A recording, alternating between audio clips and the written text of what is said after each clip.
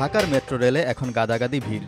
বিশেষ করে অফিস শুরু ও ছুটির ব্যস্ত সময়ে অনেকে প্রথম চেষ্টায় ট্রেনে উঠতেই পারছেন না। দিনে গড়ে প্রায় 4 লাখ যাত্রী এই মেট্রো রেলে চলাচল করছেন।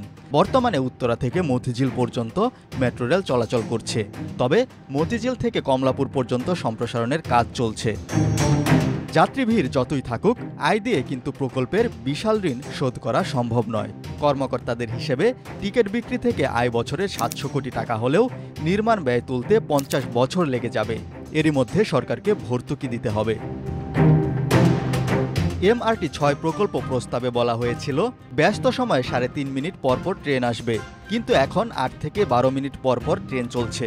রাত 10টার পর সেবা বন্ধ হয়ে যায়, যার ফলে আয়ের সুযোগও সীমিত।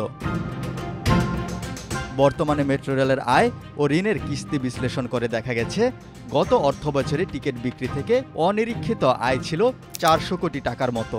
সেখানে আগামী 2030 থেকে 31 সাল পর্যন্ত বছরে ঋণের কিস্তি হিসেবে 465 কোটি থেকে 740 কোটি টাকা দিতে হবে।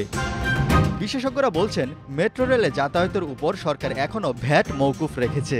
এরপরও আশেপাশের দেশের তুলনায় ঢাকার মেট্রো রেলের যাত্রীর ভাড়া বেশি। এ অবস্থায় ভাড়া বাড়িয়ে আয় বৃদ্ধি করার সুযোগ খুব একটা নেই।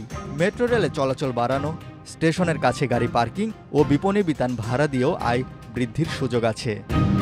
2012 সালে উত্তরা থেকে মিরপুর এবং ফার্মগেট হয়ে মতিঝিল পর্যন্ত মেট্রো রেল নির্মাণের প্রকল্প নেওয়া হয়। প্রথম পর্যায়ে 2022 সালের 28 ডিসেম্বর উত্তরা থেকে আগারগাঁও পর্যন্ত মেট্রো রেল চালু করা হয়। 2023 সালের 4 নভেম্বর চালু হয় আগারগাঁও থেকে মতিঝিল অংশ।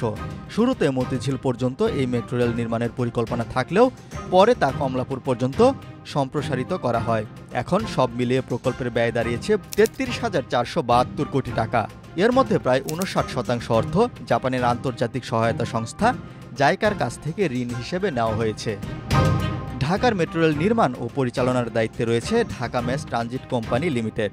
সংস্থাটির সূত্র জানায়, মেট্রো রেলের নির্মাণকালীন 10 বছর পর্যন্ত জাইকার ঋণের মূল কিস্তি দিতে হয়নি, যা গ্রেস পিরিয়ড হিসেবে পরিচিত। 2023 সালের জুন থেকে সীমিত আকারে ঋণের কিস্তি পরিশোধ শুরু হয়েছে। এ পর্যন্ত 75 কোটি টাকার মতো পরিশোধ করা হয়েছে। এবছর আরও 10 কোটি টাকা পরিশোধ করতে হবে।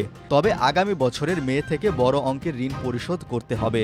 সব মিলিয়ে তখন থেকে পরবর্তী 1 বছর প্রায় 465 কোটি টাকা কিস্তি পরিশোধ করতে হবে। DMTCL সূত্র জানিয়েছে, এরপর পর্যায়ক্রমে ঋণের কিস্তি পরিশোধের পরিমাণ আরও বাড়বে।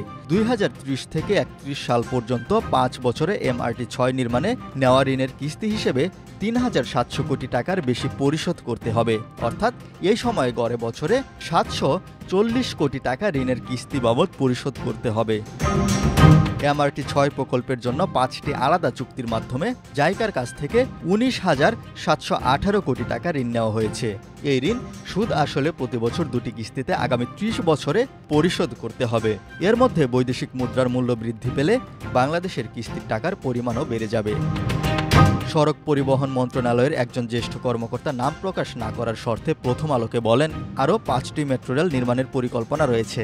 মেট্রো রেলের বাস্তবায়নাধীন নতুন প্রকল্পগুলোর ব্যয় যেভাবে বাড়ছে, তাতে MRT 6 এর কয়েক গুণ ব্যয় করতে হবে। এর বড় অংশ আসবে ঋণ থেকে। ওই কর্মকর্তা আরও বলেন, বিপুল এই ঋণ মেট্রো রেলের আয় থেকে পরিশোধের সুযোগ নেই, ফলে সরকারকে ভর্তুকি দিয়ে পরিশোধ করতে হবে। তিনি বলেন, MRT লাইন 6 এর ব্যয় নিয়েও প্রশ্ন আছে, ফলে ব্যয় নিয়ে এখনই সচেতন হতে হবে। DMTCL সূত্র জানায়, 2024 থেকে 25 অর্থবছরে DMCL এর অনিরীক্ষিত আয় 400 কোটি টাকার মতো। এর আগে 2023 থেকে 2024 অর্থবছরে টিকিট বিক্রি করে আয় ছিল প্রায় 244 কোটি টাকা।